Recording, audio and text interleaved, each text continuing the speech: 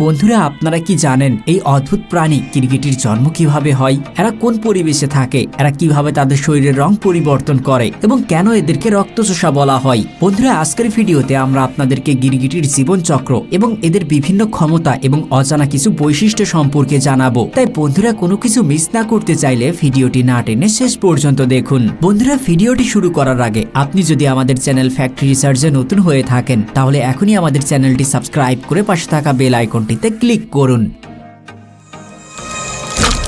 বন্ধুরা, পৃথিবীর সবথেকে অদ্ভুত প্রাণীর মধ্যে একটি হলো গিরগিটি। গিরগিটি রক্তচোষা নামে অতি পরিচিত, যদিও এরা রক্তচোষা নয়। বিশেষ করে গিরগিটি তার শরীরের রং পরিবর্তন করার ক্ষমতার জন্য সবচেয়ে বেশি পরিচিত। গিরগিটি একটি সরীসৃপ প্রাণী, আর গিরগিটি চেনে না এমন মানুষ হয়তো পৃথিবীতে একটাও নেই। গিরগিটি দেখতে কিছুটা টিকটিকির মতো, যার বড় বড় চোখ এবং লম্বা একটি লেজ রয়েছে। গিরগিটি একটি আকর্ষণীয় প্রাণী, তাই শখের বশে অনেকেই গিরগিটিকে পোষা প্রাণী হিসেবে পালন করে। গিরগিটিকে রক্তচোষা নামে ডাকা হলেও মূলত এটি কোনো রক্তচোষা প্রাণী নয়। এই নামের মূল কারণ হিসেবে ধরে নেওয়া হয় পুরুষ গিরগিটি প্রজননকালে তাদের গলার আশেপাশে লাল রং ধারণ করে। তখন দেখে এমন মনে হয় যে প্রাণীটি কারো রক্ত দূর থেকে চুষে নিচ্ছে, কিন্তু এটা প্রতিষ্ঠিত মিথ ছাড়া আর কিছুই নয়। পৃথিবীতে প্রায় 160 প্রজাতির গিরগিটি রয়েছে, তবে সব প্রজাতির গিরগিটি কিন্তু রং পরিবর্তন করতে পারে না। গিরগিটি কিভাবে এবং কেন তাদের দেহের রং পরিবর্তন করে তা আমরা বিস্তারিত জানবো। তার আগে আমরা প্রথমে জেনে নিব গিরগিটির জীবনচক্র সম্পর্কে। সব প্রজাতির গিরগিটি সাধারণত একই জীবনচক্র অনুসরণ করে, তবে তাদের জীবনচক্রের সময়কালে প্রজাতিভেদে পার্থক্য রয়েছে। একটি গিরগিটির জীবনচক্রে 5টি ধাপ বা পর্যায় রয়েছে। প্রথম, প্রজনন; দ্বিতীয়, ডিম; তৃতীয়, নবজাতক; চতুর্থ, কিশোর; পঞ্চম, প্রাপ্তবয়স্ক। অন্যান্য সকল প্রাণীর মতোই গিরগিটির জীবনচক্রের শুরু হয় পুরুষ এবং মহিলা গিরগিটির মিলনের মাধ্যমে। গিরগিটি মূলত এপ্রিল থেকে সেপ্টেম্বর মাসে প্রজনন করে। এ সময় পুরুষ গিরগিটি তাদের লাল কালো গলা ফুলিয়ে স্ত্রীদেরকে আকর্ষিত করে। স্ত্রী গিরগিটি পুরুষ গিরগিটির উপর আকর্ষিত হয়ে মিলনের জন্য তার কাছে আসে। এরপর স্ত্রী এবং পুরুষ গিরগিটি একে অপরের সাথে মিলনে লিপ্ত হয়, যেমনটা আপনারা স্ক্রিনে দেখতেই পাচ্ছেন। আপনারা জানলে অবাক হবেন যে টানা 7 থেকে 10 মাস মিলনের পর একটি স্ত্রী গিরগিটি গর্ভধারণ করতে সক্ষম হয়। গর্ভধারণের পর স্ত্রী গিরগিটির গায়ের রং কিছুটা হালকা হয়ে আসে। গিরগিটির গর্ভ অবস্থা 20 থেকে 30 দিন পর্যন্ত স্থায়ী হয়, তবে কিছু প্রজাতির গিরগিটির গর্ভ অবস্থা 177 থেকে 220 দিন পর্যন্ত স্থায়ী হতে পারে। মূলত প্রজাতি ভেদে এদের গর্ভধারণের সময় ভিন্ন ভিন্ন হয়ে থাকে। এভাবেই গিরগিটির প্রজনন ধাপ সম্পূর্ণ হয়। এর পরবর্তী ধাপ হলো ডিম বা ইগ স্টেজ।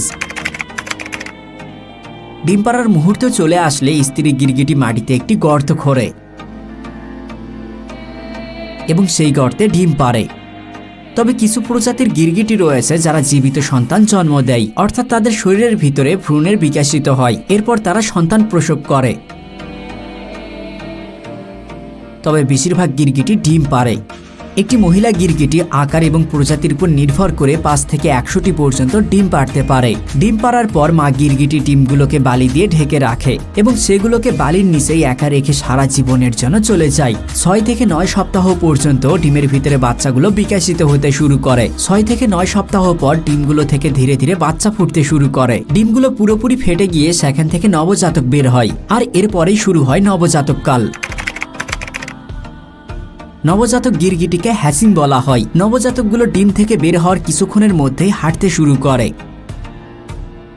এমনকি জন্মের কিছু মুহূর্ত পরে তারা দৌড়াতেও পারে। সদ্য ফোটা নবজাতকের গায়ের রং হালকা সোনালী হলুদ থেকে বাদামি রঙের হয়। গিরগিটি জীবনের শুরু থেকে আত্মনির্ভরশীল হয়, কারণ এদের বাবা মা এদের দেখাশোনা করে না, এদেরকে প্রকৃতির হাতেই ছেড়ে দেয়। কয়েকদিনের মধ্যেই এই নবজাতকগুলো পোকামাকড় শিকার করতে শুরু করে। এ অবস্থায় তারা ছোট ছোট পোকামাকড় শিকার করতে সক্ষম। এদের ছোট আকার এবং শক্তির অভাবের কারণে এরা শিকারীদের জন্য অত্যন্ত সংবেদনশীল। একটি শিশু গিরগিটির জন্য সবচেয়ে নিরাপদ স্থান হলো গাছ, যেখানে তারা সাধারণত তাদের জীবনের প্রথম কয়েক সপ্তাহ ছুটে বেড়ায়। আর এরপরেই শুরু হয় এদের কিশোরকাল। গিরগিটিগুলো যৌন পরিপক্ক না হওয়া পর্যন্ত কিশোর বা তরুণ হিসেবে বিবেচিত হয়। এদের যৌন পরিপক্কতা অর্জন করতে গড়ে প্রায় 1 থেকে 2 বছর পর্যন্ত সময় লাগে, তাই গিরগিটির জীবনচক্র অন্যান্য সরীসৃপের চেয়ে দীর্ঘ হয়। কিশোর গিরগিটিগুলো দ্বিধাগ্রস্ত, কৌতূহলী এবং অবিলম্বে আহরণ করতে সক্ষম। এ সময় তাদের পর্যাপ্ত পরিমাণে খাবারের প্রয়োজন হয়। এ সময় তারা ধীরে ধীরে রং পরিবর্তন করতে শেখে। এ সময় তাদের ঘন ঘন হাইড্রেট হওয়া গুরুত্বপূর্ণ। এভাবে 1 থেকে 2 বছর পর্যন্ত এদের কিশোরকাল স্থায়ী হয়। এর পরবর্তী ধাপ এবং এদের জীবনচক্রের সর্বশেষ ধাপ হলো প্রাপ্তবয়স্ক।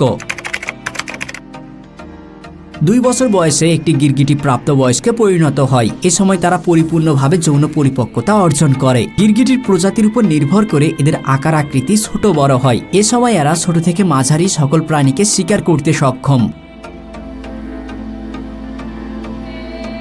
এ বয়সে একটি গিরগিটি শিকারের হাত থেকে নিজেকে রক্ষা করতে পারে। তারা প্রায় গাছ থেকে মাটি এবং পানি পর্যন্ত সব জায়গায় চলাফেরা করতে পারে।